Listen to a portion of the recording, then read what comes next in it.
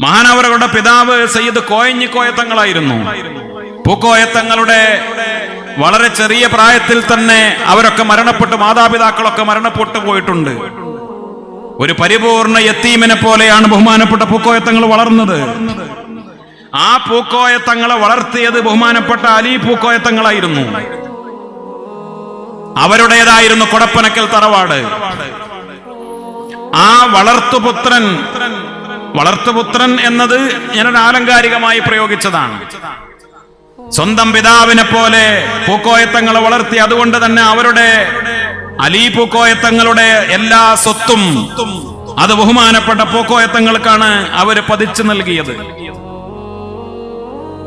ബഹുമാനപ്പെട്ട പാണക്കാട്ട സാദാത്തുക്കളുടെ പേരിൽ അലി എന്ന് ആ പേര് വന്നത് ബഹുമാനപ്പെട്ടവരെ സ്നേഹിച്ചുകൊണ്ട് പൂക്കോയത്തങ്ങൾ ഇട്ടുകൊടുത്ത നാമമാണ്.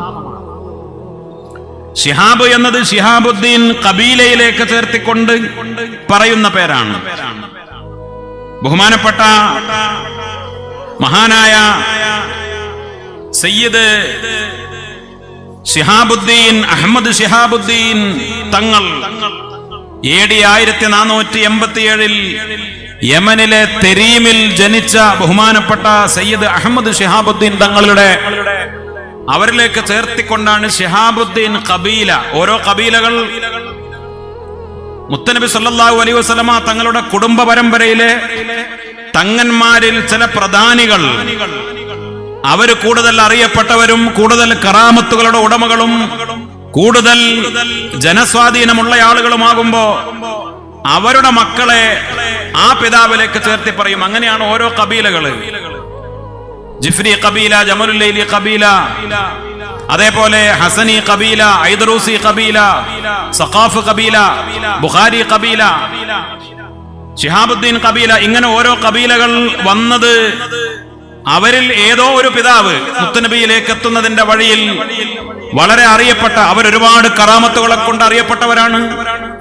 ഒരുപാട് ഇബാദത്ത് കൊണ്ടും തഖ്വ കൊണ്ടും അറിയപ്പെട്ടവരാണ്. ആത്മീയത കൊണ്ട് അറിയപ്പെട്ടവരാണ്. ത്വരീഖത്തുകളുടെ അമലുകളെ കൊണ്ട് അറിയപ്പെട്ടവരാണ്. ഇൽമു കൊണ്ട് അറിയപ്പെട്ടവരാണ്. സമൂഹത്തിൽ വലിയ പദവികൾ, സ്ഥാനങ്ങൾ ഉള്ളവരാണ്. പല ആളുകളും ഖുതുബീങ്ങളാണ്. പല ആളുകളും വളരെ ഔലിയാഇന്റെ വലിയ ദറജകൾ നേടിയവരാണ്. അവരിലേക്ക് ചേർത്തിക്കൊണ്ടാണ് പല കബീലകളും അറിയപ്പെട്ടത്.